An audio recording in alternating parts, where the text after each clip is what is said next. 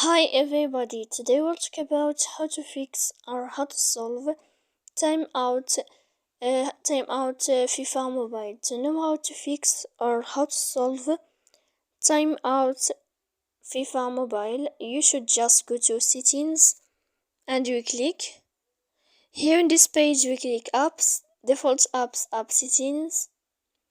When you find this page you search about FIFA mobile app. Then we click on force stop and we click OK. Here we'll enter to storage. After that we click clear cache. And in the end of all these steps, then you can go to airplane, you will turn on. And after that you can turn off. Here to turn off your airplane to fix your problem. So please don't forget to support us by like and subscribe. See you next time in another video.